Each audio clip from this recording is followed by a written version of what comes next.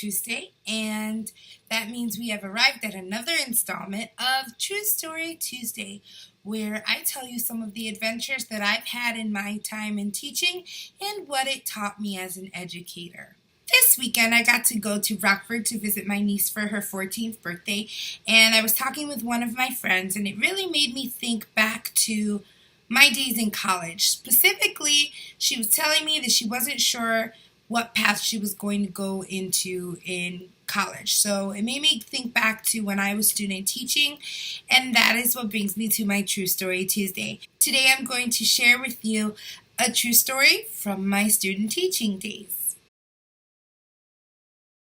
So friends, usually when I'm watching YouTube videos, I tend to binge watch and eat cereal while I'm doing it. So if you are like me and you tend to snack on something or eat something while you are watching YouTube, stop now. Here's your warning. This story is not appropriate if you are eating food. So stop eating, watch the video, and then you can finish eating. So when I was student teaching, I was able to help chaperone and plan a school field trip. We went to the forest preserve, and our goal was to tie it into our theme in science, which was decomposition and the food chain. So when we went to the forest preserve, we had a fairly normal field trip. Nothing was out of the ordinary. And then we returned to the school. And when we got on the bus to return to the school, many of the students had said, "Ew, Miss Lopez, I smell something. Something smells bad." And I did smell something. Something did smell a little bit foul. So I wasn't sure if one of the kids had maybe stepped on something, or if maybe it was because the windows were open and some of the animals out in the forest preserve were leaving droppings or whatever. Either way, it was funky. But I didn't think much of it because the field trip was over and we were about to head back to the school. So I figured, okay, as long as we get away from the forest preserve, the smell will be gone. And it's true. When we did start driving on the bus, some of the smell was starting to go away because the air was wafting in through the windows that we had open. So it was kind of airing out the bus. Now, when we got back to the school, we all got out of the bus and we started to head back into the building. And when we walked back into the building, I made sure that my students were lined up against the wall so that I could make sure we were all there. And then we headed back to the room. And many of the students were still saying, "Miss Lopez, something smells bad. Like it's really, really bad. I can't even take it." They were covering their nose. And I just kept saying, "Boys and girls, we only have about 30 minutes until the end of the day. Maybe somebody stepped on something. It's okay. Don't worry about it." So we get all the way back to the classroom, and then I lead a discussion about decomposition and what we learned from our trip to the forest preserve. And I didn't think anything of it, but I did start to notice that many more kids, especially the ones towards the back of the circle, were starting to cover their nose a little bit more.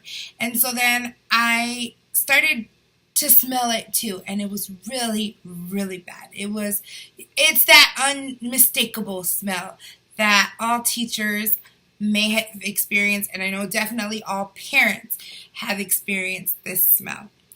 Regardless, I ignored the smell and I kept pushing through because sometimes as a teacher, you have to fake it until you make it. Finally, I started noticing many of my students moving away from a particular little girl, and I didn't understand why. So I asked my cooperating teacher to take over the lesson, and I pulled the little girl to the side and I asked her if she was okay. And she started crying, so we went to the bathroom to get her face cleaned up, and then she admitted to me why she was crying. Well, after she told me this reason, I did call the parents to discuss it with them. Apparently, the student had such crippling anxiety of field trips that she tends to lose control of her bowels when she is on a field trip and she starts to feel anxious. And the parents knew this, and they did not warn me. They didn't put any kind of note or disclaimer on the permission slip. And so this poor girl had lost control of her bowels at the forest preserve and was kind of stewing in it on the bus. And when we got back to the school for that miniature lesson, and we only had 10 minutes left, and so she had to spend the rest of the day like that. And my heart broke for her because I know how embarrassing that is.